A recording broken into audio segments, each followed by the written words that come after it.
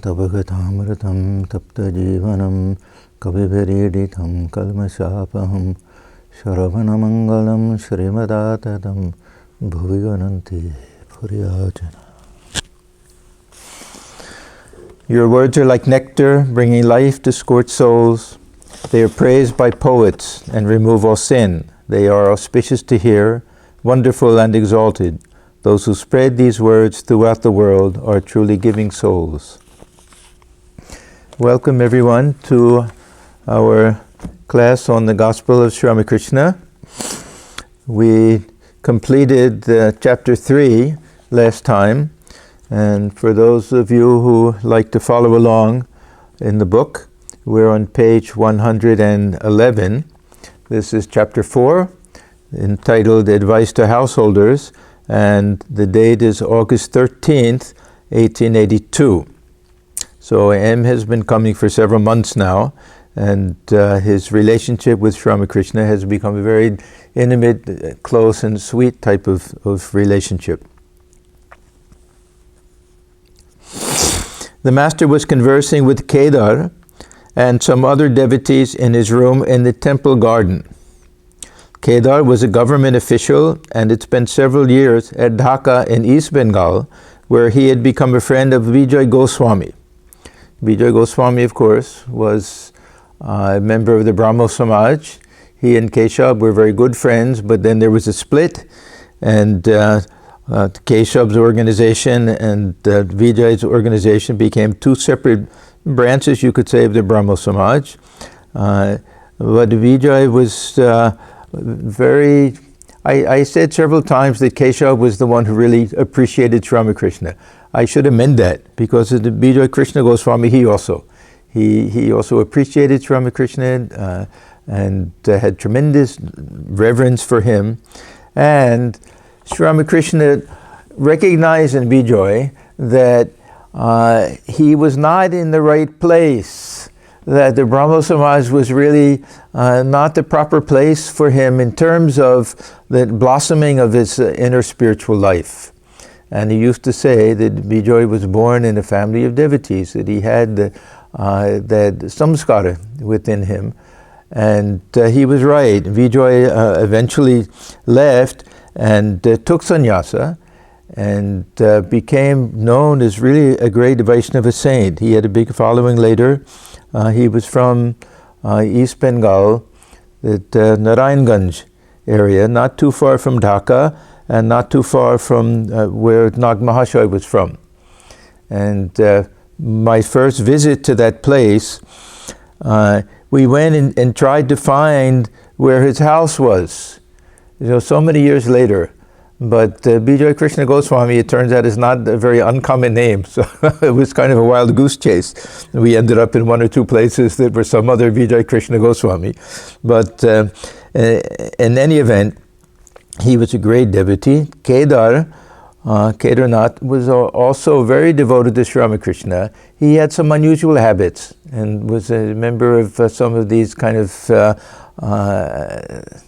a little bit tantric oriented groups, and we find some funny things happening later with Sri Ramakrishna. But in general, Thakur liked him, and he was a great devotee, and the two of them became good friends.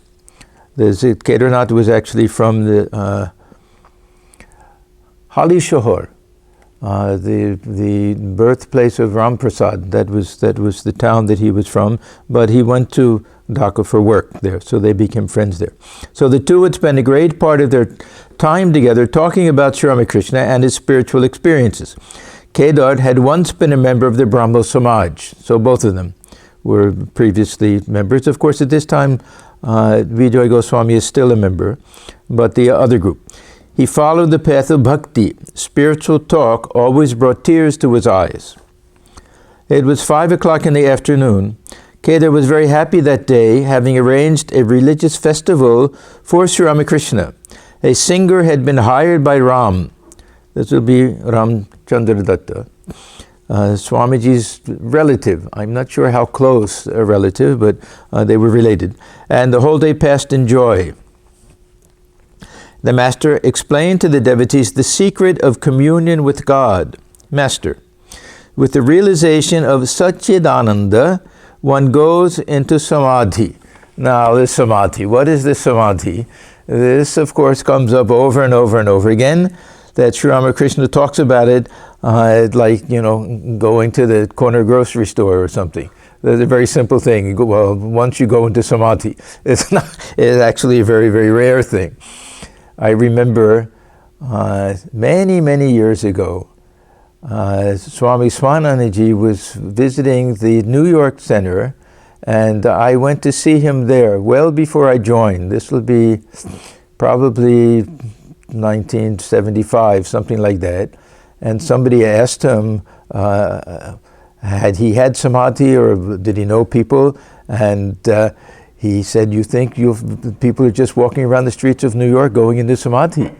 And then his eyes would bug out sometimes. He would look and he'd say, your heartbeat stops, your pulse is gone, as if you're a dead person. Just to emphasize what a rare thing if we're talking about this nirvikalpa samadhi, what a rare thing this is. Now, Sri Ramakrishna sometimes will be a little specific with different types of samadhi. Sometimes he'll mention 5, 6 different types that we've never heard of. This Chetana and Sthita Samadhi and Unmana Samadhi. He's talking to a Pandit one time and he mentions all of these things, and the Pandit just shakes his head. He doesn't know what all of these things are. We have to assume when he's talking about people going into Samadhi that he's not talking about this Nirvikalpa Samadhi, because this is really something that is an unusual thing. And if the mind gets deeply merged in that, it's very difficult for the mind to come back down again.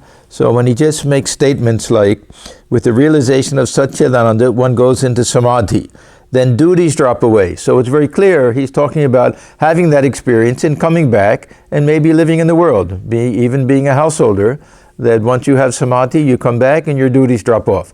So that means this is not the same as when he says if you experience nirvikalpa samadhi, every chance the mind will get merged, the salt dog will melt in the ocean, and there's no coming back. So there are all these different levels. There's a book I've referred to many times, this Prachin Sadhuder Kotha that I'm reading. There's a wonderful book. And Swami Atmajnanananda is talking about this even nirvikalpa samadhi, that there'll be all different levels of it and different degrees of it, and even the Ishvara Kotis, that there'll be some who are more qualified to experience it and can stay in it longer before getting merged in it, and some they can just get a glimpse of it, or maybe just have sobikalpa samadhi. So we're not going to take this samadhi in a very technical sense as nirvikalpa samadhi or anything like that. But with the realization of Satchidananda, one goes into a higher state of consciousness. He's using the term samadhi, of course, but it means that we don't experience it with this ordinary mind, this purified mind, or the mind that rises to a high level, or kundalini rises, something like that. So he's telling us that this idea of Jivanmukti is something very real and possible for everyone. He's not saying now only the Ishvara Koti. He's saying anyone. He says, with the realization of Satchidananda, one goes into samadhi, then duties drop away. So all of us can have this highest realization. It means that at least for that moment, we're not in this ordinary state of mind. At least for that moment, the mind has ascended to some very high plane. It may not stay there long, but we've climbed the ladder, we've got to the roof, we looked over at least that much in order to come back. But then he says the duties drop away. So does that mean we don't do anything? We may, but we don't do it out of a sense of obligation. This is one of the ideas of duty. Swamiji says in one place that it's like the burning noonday sun of duty. That those who attain the state of freedom, they can't be bound by anything, but they may do all of these things freely and joyfully, but not out of the sense of duty that they're being forced to do it or anything like that. But generally, entanglements in the world, things that will bind us, or obligations that are important at one stage of life. We have our careers, our jobs and everything. We turn over to the kids. We become free from those types of things. So these things will drop off. So with the realization of Satchidananda, existence, knowledge, bliss, that means Brahman, realization of Brahman, one goes into samadhi, then duties drop away. Suppose I've been talking about the Ostad. The Ostad is the musician. There's an expert musician that will come, and we'll see. Sri Ramakrishna will talk to him a little bit. He likes this Ostad. Suppose I've been talking about the Ostad and he arrives. What need is there of talking about him then? So Sri Ramakrishna will often mention this, that speech will stop. That when we have this experience, we go into this, have this direct realization. Who will bother to describe the bliss of Brahman when one is having the bliss of Brahman? So it's beyond description. So there's no need to talk about him. How long does the bee buzz around? So long as it isn't sitting on a flower. But it will not do for the sadhaka to renounce duties. So now he's making a distinction. Sadhaka is one who hasn't realized yet. The other will be the siddha. Siddha will be the one who's realized. The sadhaka is one who's striving. So even the sannyasin has duties. We, of course, are modern sannyasis. We have lots of duties. We have to open the temple, and we have to answer the phone, and we have to pay the bills and do all of those things, just like householders do. But even a typical or orthodox, traditional sannyasin will have certain duties. At least very simple things, wander from place to place with regard to begging food, whether they keep the staff, carry the kamandalu. It's simple things, but still, some things that they observe, some observances. So the sadhaka can't renounce duty. The performance of duty is part of sadhana. It's part of the spiritual life. It has to be done as worship. It has to be done as a spiritual practice and done as an offering. Then it becomes a helpful in spiritual life, part of our spiritual practice. This is the whole secret of karma yoga, the secret of work that Swamiji talks about, that enables us to do spiritual practice 24 hours a day. And then we'll find out that each and every action, breathing in, breathing out, Gita talks about this, Thakur will also talk about that. Everything we do is an action. So the Gita is very beautiful, that even breathing in and breathing out is compared to an offering. We offer breath to the fire within, to the divine presence within. We take food, and it also gets offered to the Vaishvana, the fire within, the divine presence within. So everything becomes an offering and helpful in spiritual life. So the sadhaka should not renounce duties. He should perform his duties. Now he'll mention specific ones, such as worship, japa, meditation, prayer, and pilgrimage. But also worldly duties. Unless this sadhaka is someone who has reached that stage of the vanaprastha stage or something like that, then also observing things like feeding the poor and looking after the family and doing some good works, all of these things as well. If you see someone engaged in reasoning after he has realized God, you may liken him to a bee which also buzzes a little even while sipping honey from a flower. When we get to the end, we'll find that Dr. Sharkar, Mahendralal Sharkar, he liked to argue with Sri Ramakrishna, and he used to ask him, why do you talk so much? You say the God-realized soul, that he's immersed in the joy of self within, no need to say anything. Why do you talk so much? So then Thakur would have to explain that sometimes out of sheer joy, even the bee will buzz, will make that sound. And of course, Thakur, he knew that he was born with a certain mission in life. The master was highly pleased with the Ostad's music. He said to the musician, there is a special manifestation of God's power in a man who has any outstanding gift, such as a proficiency in music. This is a very well-known verse from Gita that Thakur subscribed to. That no matter what field, not just in spirituality, in music, in literature, and art, or anything, that any special skill, proficiency is some special divine power within. Thakur, he must have been far more familiar with many of the scriptures, important scriptures, than we imagine, because he had such a wonderful memory, and he heard so many discussions being held by the different sadhus and everything. Gita we know just through several statements that he makes that he was quite familiar with it. Uddhava Gita he talks about, Avadhuta Gita, the Ashtavakra Samhita he knew very well. It was one of his favorite texts.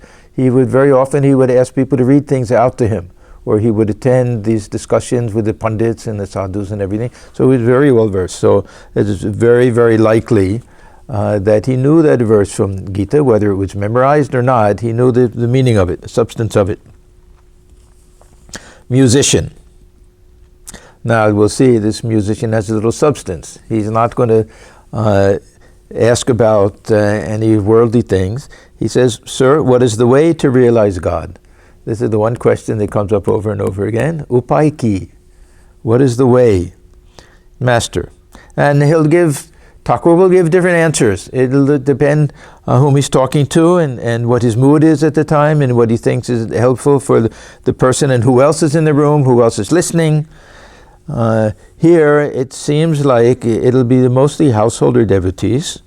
This Kedarnath, who was a great bhakta, and Vijay Krishna Goswami, both of them were followers of the path of devotion, even though Vijay was a Brahmo at the time. So the master, Sri Ramakrishna, says, bhakti is the one essential thing. So this path of devotion. To be sure, God exists in all beings. Who then is a devotee? So it's not that someone is a great devotee because a special manifestation of God within. It's not that. God is dwelling within everybody. Is the one who knows it and thinks of God and has a relationship with God. So it says, who then is a devotee? He whose mind dwells on God. There's another verse I like from chapter 12 of Gita, that he says, you fix your mind on me, keep your intellect on me. Then what happens if we do that? Nivashishyasi mayeva ata urdhvam nasamshaya. Then you'll dwell within me, you'll live within me. Some will say, well, how do I live in God? By remembering God? A very simple thing. Let the mind be fixed. Let the mind constantly dwell within the thought of God. That means living in God. It's not that we have to go someplace. Is where the mind is. That's where we are. So he says, he whose mind dwells on God, this is the one who is considered a devotee. And just as we read in Gita. But this is not possible as long as one has egotism and vanity. The water of God's grace cannot collect on the high amount of egotism. It runs down. I am a mere machine. Now, Sri Ramakrishna talks about the ego very often. And he'll speak about it from two different points of view. In Western terminology, they make a little distinction between egoism and egotism. Egoism is just a philosophical doctrine of this sense of I that everyone has. Egotism will be pride and vanity. And this is the main problem. If we have the type of ego that is free from pride and vanity, then it's not a harmful, it can be a helpful ego. So Sri Ramakrishna talks about this ego from this point of view of just a prideful and harmful ego, which is a great obstacle. He talks about it from the philosophical point of view, what is the real nature of the sense of I, and then from a very practical and psychological point of view, what type of ego can we develop and cultivate so that it helps us in our spiritual life? This is his whole concept of ripening the ego. We hear very often about effacing the ego and getting rid of the ego. That means getting rid of this unripe ego. But for Sri Ramakrishna, we want to utilize this ego. One, it becomes a help, and two, it's impossible to get rid of. He says you may reason 1,000 times. He uses that literally, 1,000 times you may reason, and convince yourself that this I, this sense of I, this ego, has no substance to it. He says, but it comes back the next minute. It comes right back. So he says, then let the rascal remain as the servant of God. Anyhow, this is a way of utilizing. But when he's talking about this ego, there's pride and vanity. This is the obstacle in spiritual life. But one thing that is very clear, if we think about it, that everything that is an obstacle in spiritual life is an obstacle in worldly life also. This is very important. If somebody has no interest whatsoever in God realization, but they're full of vanity and pride, they won't be happy. And if they're free from vanity and pride, but they're not necessarily spiritual people, their life will be much simpler. So these are very practical things for everybody. This pride and vanity are the things that keep us from being happy in life. They're great obstacles just in ordinary happiness. Forget about God realization. Of course, for God realization, we have to be free from these things completely. So he says, this is letting the mind dwell on God. This is not possible as long as one has egotism and vanity. The water of God's grace cannot collect on the high mound of egotism. It runs down. Then he says, I'm a mere machine. So he's repeating this line from that song of Ram Prasad, Shokli Tomari Icha, that he likes so much. This feeling that I am the machine and Mother is the operator of the machine. Now, I've spoken about this many times, so I'll just say very briefly that Thakur warns us that this is not the attitude to take unless we're free from this attachment to the lower self. This is the attitude that someone who has transcended this worldliness, someone who is free from this or has developed this perfectly ripe ego, that person can say it. Those who have this sense of agency, then they can say, let everything be Mother's will. Whatever she wants to happen, let it happen. But we have to take responsibility for our actions. We can't say, Mother made me do it. Okay. To Kedar and the other devotees, God can be realized through all paths. All religions are true. The Jotama Totopad, this of course is one of the most important teachings, almost from a social point of view. You know, Holy Mother was asked about this one time, that she said, yes, people always say that which is most important teaching, but I don't find it to be so. I find this most important teaching was renunciation. But this will be the most important teaching with regard to communal unrest and sectarianism and things like that. So it's very important for the problems in the world today and even during Thakur's time. So God can be realized through all paths. All religions are true. Now, does that mean that each and every statement we find in each and every religious scripture is true? No, it doesn't mean that. It means that if we sincerely follow the essential teachings and get rid of all the excess of baggage and things that are more cultural and social and probably represent the fanaticism of the later followers, we get rid of all of that other stuff and get to the heart of things, that we can realize the ultimate truth through each and every one of these traditions. So all religions are true. The important thing is to reach the roof. We fight over the religion thinking that that's the end. It's not, it's the means. This is the ladder or the rope, it doesn't matter what we use. The thing is to reach that goal. You can reach it by stone stairs, or by wooden stairs, or by bamboo steps, or by a rope.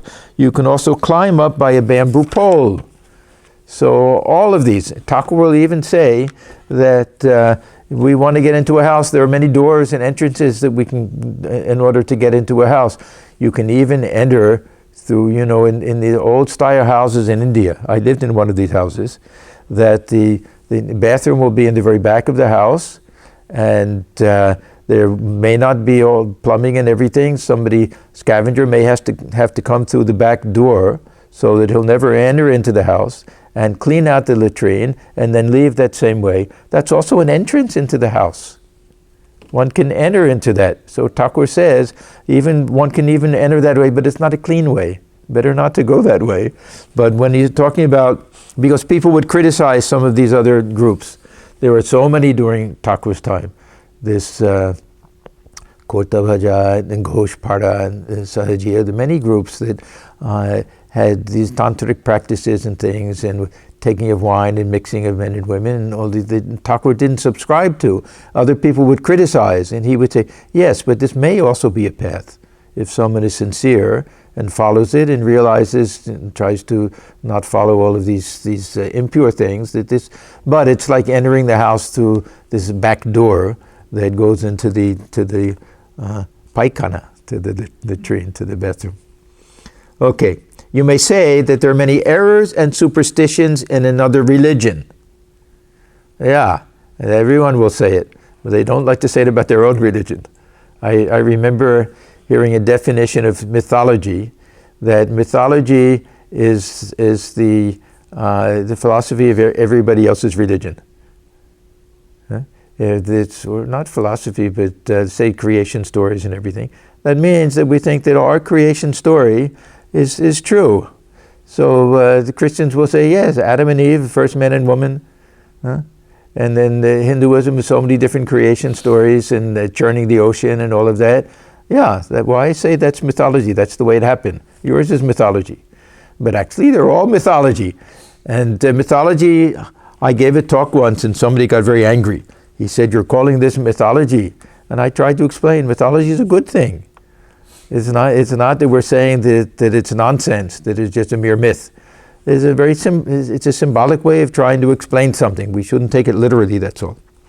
So, you may say that there are many errors and superstitions in another religion. I should reply, suppose there are. Okay, assume that it's true, because it is true. That there'll be many things that are unscientific, there'll be many things that will contradict. Not in themselves, they may be okay, but they'll contradict different stories from other religious traditions and everything. Then we run into trouble. If we take everything literally, then how do we harmonize these things? So he says, suppose there are. Every religion has errors. This is what Thakur says. The scriptures are like a mixture of sugar and sand. We should be like the ant. If the ant goes to a big hill, and there's a mixture of sugar and sand, the ant will know which is a grain of sand and which is a granule of sugar. And will take the sugar and leave and not bother. Won't make a big fuss about the sand. It's not of any use to it. So we should be like that. He said every religion has errors. Everyone thinks that his watch alone gives the correct time.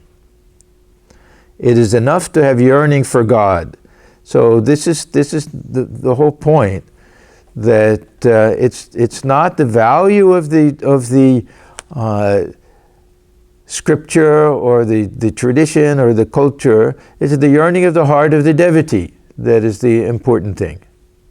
So we look at the life of Sri Ramakrishna, and he could have realized God through any even the most childish type of tradition or primitive tradition we can think of, because it had nothing to do with how sophisticated these teachings were. It had to do with him, with the yearning of his heart.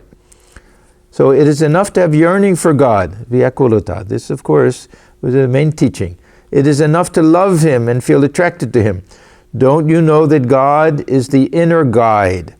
So we have to always keep this in mind whenever we start to think of God as someplace outside of ourselves. That God is within and without. Within and without, because God is manifesting within. The sun will be transcendent, but the reflected sun will be within the heart. So both within and without. Don't you know that God is the inner God, the Antaryaman? So this is another one of those concepts that it's a phenomenon that we all understand. And it will be explained in two very, very different ways. The phenomenon is that whenever we think something within, or we say something to ourselves, or we do something, we have this feeling that there's awareness of that. Now, the jnani will say that this is the higher I, this is the witness, the sakshin. The devotee will say, this is the witness, the sakshin. Who is the witness? God is the witness. God dwelling within the heart. God is listening to the prayer. Which one is right? Actually, this divine presence within manifests as the higher self. So both are right. And there's no I within it. It's impersonal. So either I say that my higher self is impersonal, or I say that this is that impersonal absolute reality dwelling within. The difference is on our side, how we understand it and explain it. If we feel that this divine presence within can guide us, that feeling of conscience, tell us right from wrong, and can inspire us, then we're more likely to look at that as the presence of God within. If we're jnanis, we'll say then the mind itself has become the guru. Thakur also says that. So there's a difference in interpretation. There's not a real big difference. That's why this sakshin is very interesting. The sakshin, we have sakshi with a capital S and with a lowercase s. Lowercase s, that means that that awareness within myself that is just watching. And I can say it belongs to the higher mind, or it's the Atman. The capital S will be that divine presence which will witness everything that takes place in the universe. This is why, again in Gita, that Sri Krishna says, I am the Sakshi. This is one of the terms he uses to explain who he is. And when he talks about the Kshetrajna, he says, Mamvati, know that I am the one. I am the one who's the witness within, observing everything taking place in the mind. But how does he do it? As the higher self. So really, the bhaktas and the jnanis can argue about it. Is it I or is it he? It's beyond both. Thakur says in one place that Brahman is beyond asti and nasti, beyond the I and thou, or in between sometimes. Either one is false. I am Brahman, so if I say it's I, then that's also confusing. It's not this ego I. If I say it's thou, that's also confusing. It's not something other or separate. So the beyond mind and speech. So he says, don't you know that God is the inner guide? He sees the longing of our heart and the yearning of our soul. So now he's emphasizing this idea that that divine presence within is really this transcendent sun. He's using that type of illustration, that the divine presence is the way that Brahman is manifesting within, or even the personal God, Ishvara. In the Gita, Ishvara is used in that sense, that he dwells within the hearts of all beings and directs us, as if we're mounted on a machine. So don't you know that God is the inner guide? He sees the longing of our heart and the yearning of our soul. Suppose a man has several sons. The older boys address him distinctly as Baba or Papa, but the babies can at best call him Ba or Pa. Now, will the father be angry with those who address him in this indistinct way? The father knows that they too are calling him, only they cannot pronounce his name well. All children are the same to the father. Likewise, the devotee calls on God alone, though by different names. They call on one person only. God is one, but his names are many. So we may have different conceptions, we may use different names, but that reality will be one and the same. Thakur's favorite example, of course, is the water from one pond. It'll be called different things. It'll be taken in different containers. It'll be utilized in different ways. But the water is water. There's no distinction between any of them. And this is also very nice. Sometimes we think that, we can't recite these hymns in Sanskrit. We don't know what it means and everything. How can we be good devotees? God doesn't care for these things. If we can recite all of these things and we do it by rote and we're not thinking about it or doing it with great love and devotion, then what use is it?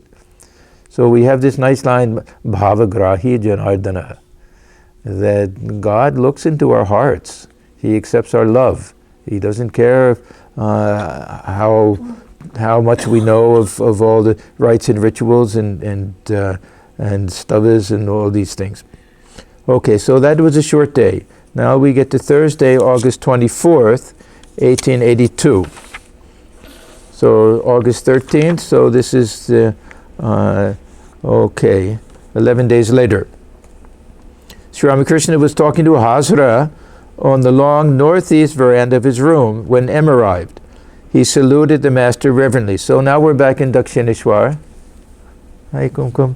We're in Dakshineshwar, and Hazra, there are all these characters that are part of this play in Dakshineshwar. Many of them were relatives of Sri Ramakrishna, not so much from him, but his brother, Ram Kumar, his elder brother, who had passed away already.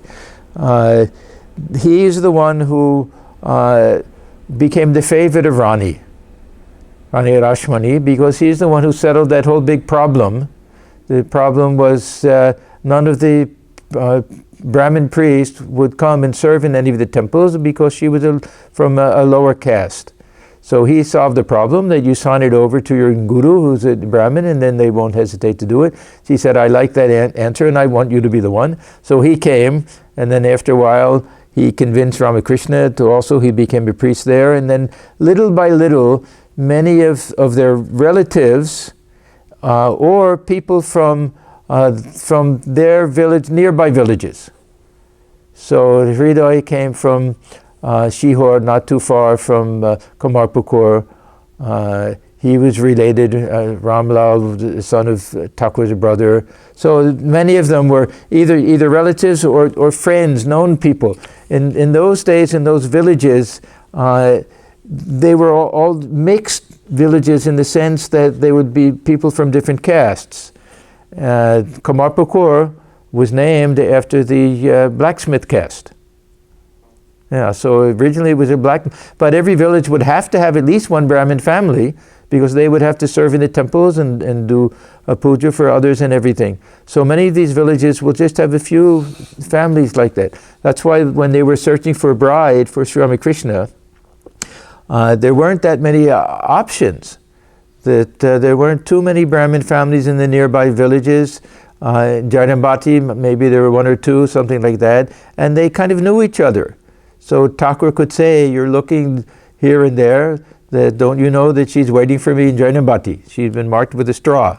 She's been kept in reserve. So many of them who worked in the temple were like that.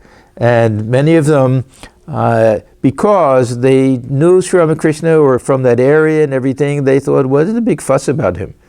So sometimes they had great respect for him. Sometimes they would bow down with great reverence before him and recognize his greatness. Other times they would wonder, why do people come and spend so much time with him? Sometimes they would criticize. Hazra, he used to criticize the young boys because Thakur didn't engage them in long hours of japa and meditation and everything. So Hazra was a bit of a character, but Thakur liked all of them. He saw their faults and their flaws and everything, but he just kind of accepted it. He knew who they were. Sometimes they would have great devotion, other times not. Sometimes they would put on a big show of doing their japa, and he just took it all in stride. But he would chat with them, and they had a nice type of relationship. So here, Hazra saluted the master reverently. Yeah, that's good. Sometimes he did. Master, I should like to visit Ishwar Chandra Vidyasagar. That was our last chapter, with Thakur's visit with him, a few times more. The painter first draws the general outlines and then puts in the details and colors at his leisure. So that means he wants to set a trap for him. That little by little he'll get him to understand that he needs to practice a little renunciation, he needs to practice a little spiritual discipline, that he needs to go inward a little bit to get his mind away from all these external things that he's doing. The molder first makes the image out of clay, then plasters it, then gives it a coat of whitewash. and last of all paints it with a brush. All these steps must be taken successively. So if Thakur had gone the very first day and said, no, you have to give up all of this and turn your mind towards God, it wouldn't have worked. He said little by little he has to convince him this step, this step, this step, this step. There's something called the Arundhati Nyaya. You know that? Arundhati Nyaya, that at the time of marriage, the future husband is supposed to show the future bride this little star called Arundhati. Arundhati is very small and very hard to find. So what the future husband will do is he'll say, you see the tree, you see there's a branch, there's some twigs there. If you look directly above it, you'll see a very bright star. Go a little bit over, you'll see one a little bit lighter, and go a little bit up, that's it. So this is how they'll point out something by showing something that can easily be understood, a little bit obvious, and then something a little more subtle, till you've led them to a very subtle truth. So this is a method that's used sometimes in Gita, it's used also. So this is what he's talking about. All these steps must be taken successively. Vidyasagar is fully ready. So that's why Thakur took an interest in him.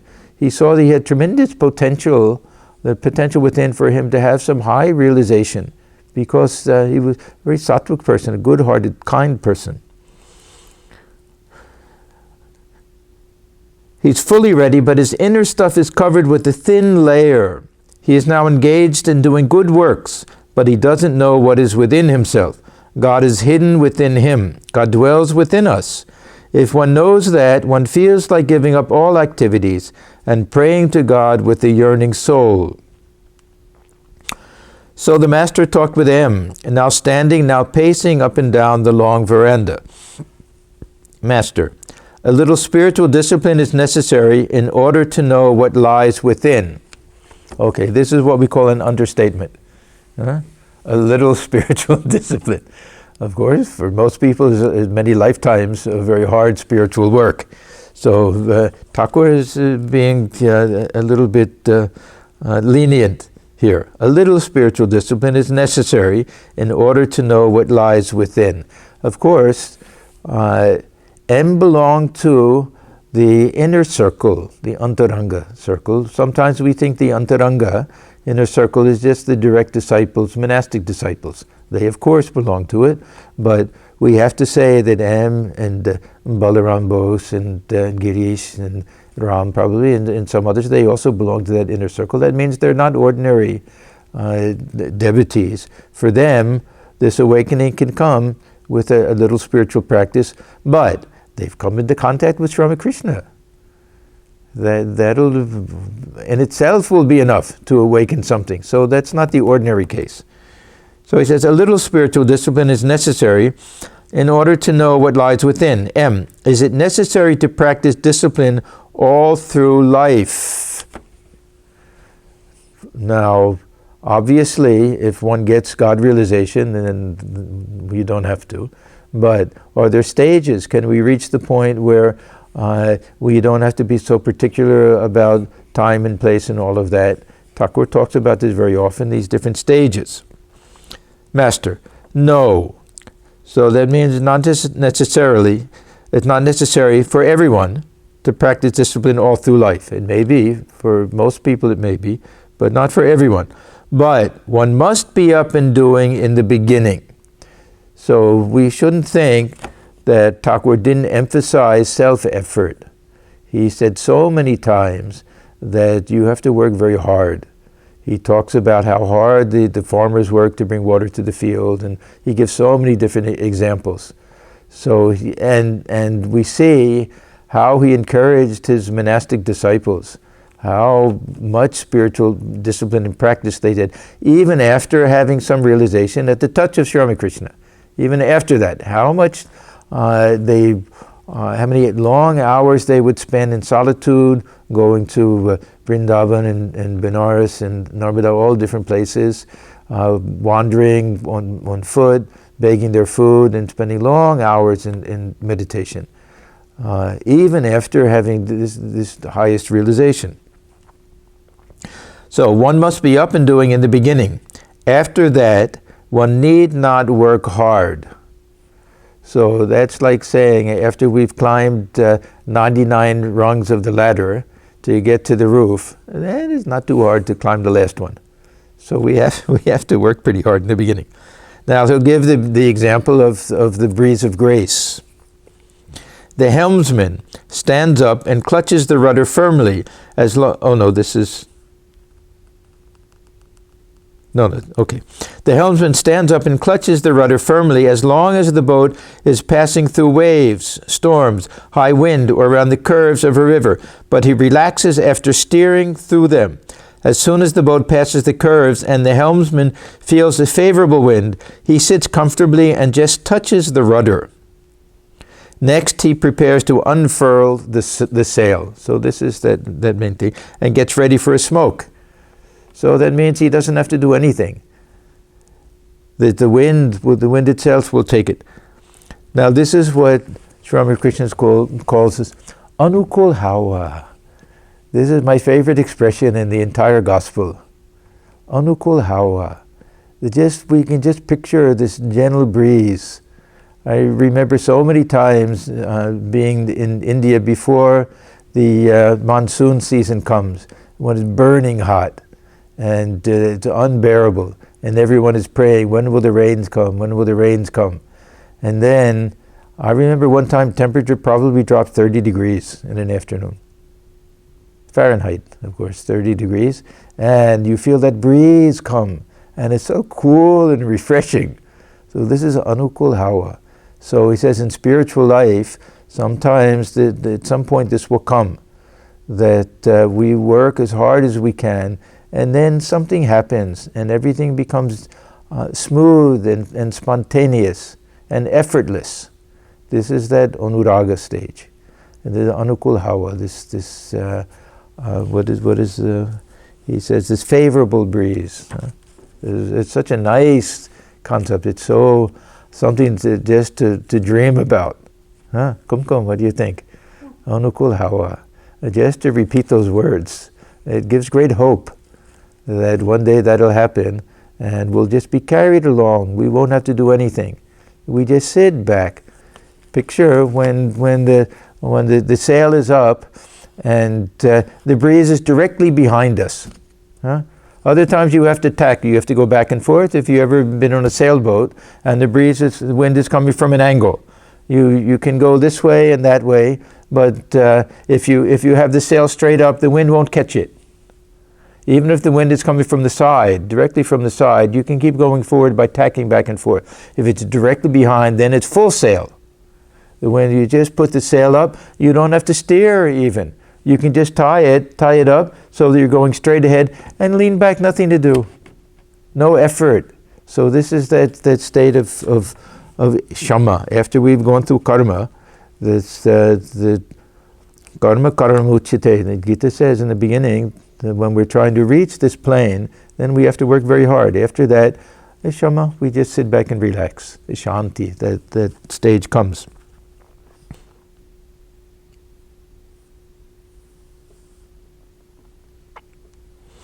Likewise, the aspirant enjoys peace and calm after passing the waves and storms of... Now we get to our kamani kanchan. Now I spent a lot of time on this, the very first session that we had, and I'm sure that not everyone was present for that. So I'll just explain that literally, and when you read the English version of the Gospel, it was translated as woman in gold, which is a literal translation.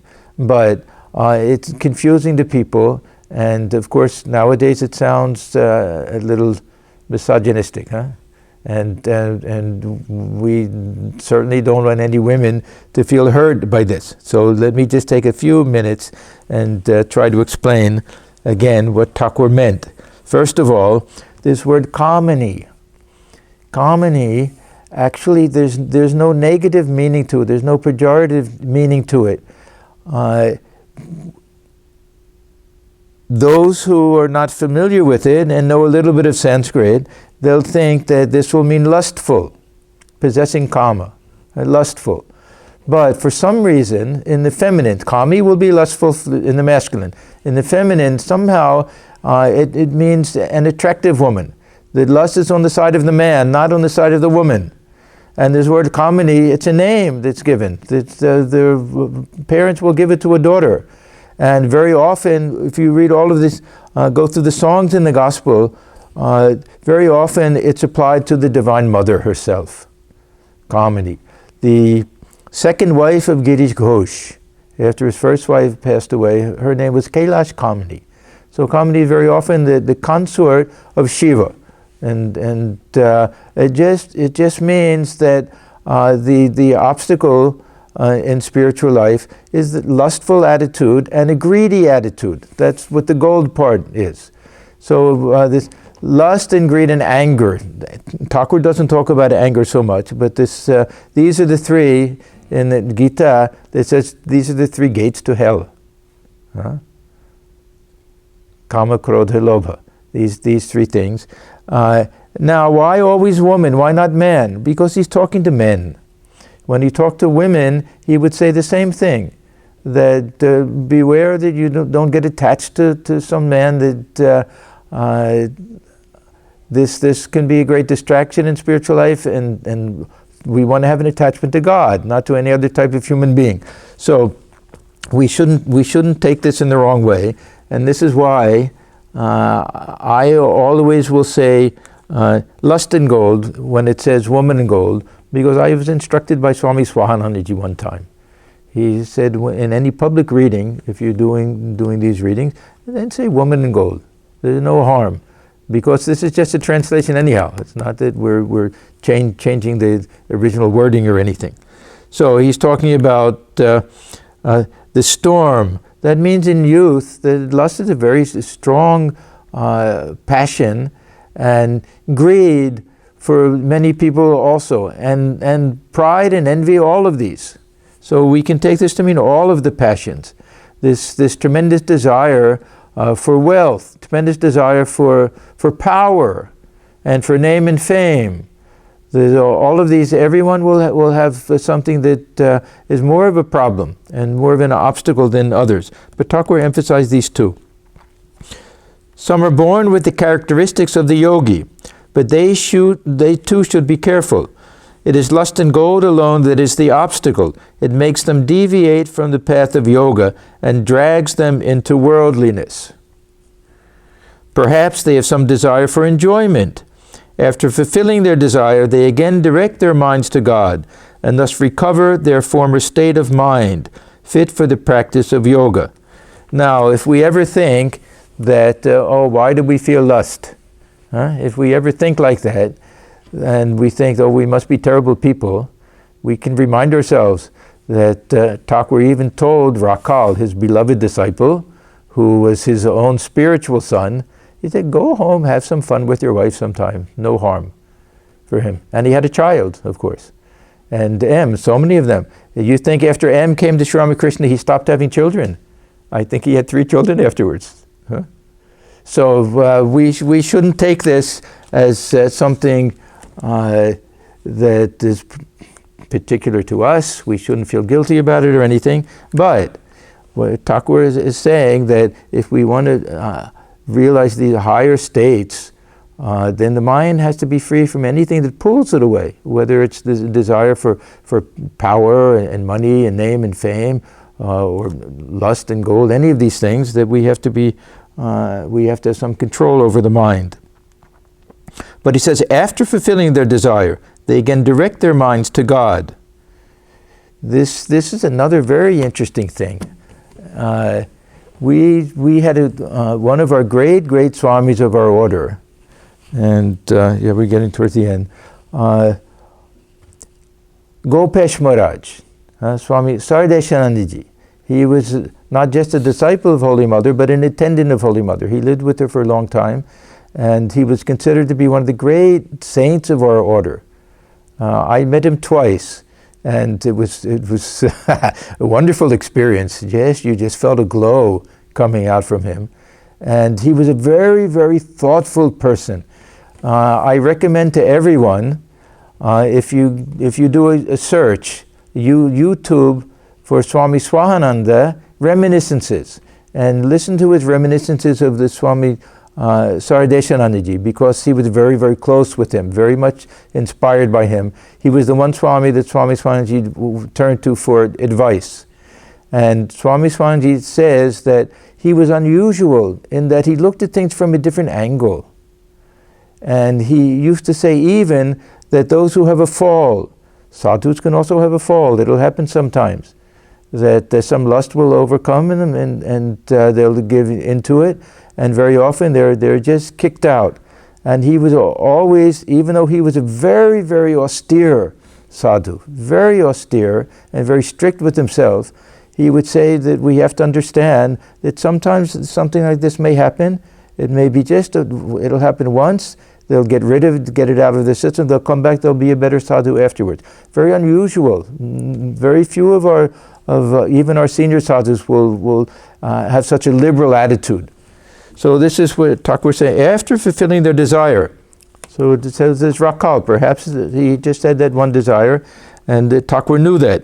They again direct their minds to God, and thus recover their former state of mind, fit for the practice of yoga. Then he says, have you ever seen the spring trap for fish called the Shotka Kol?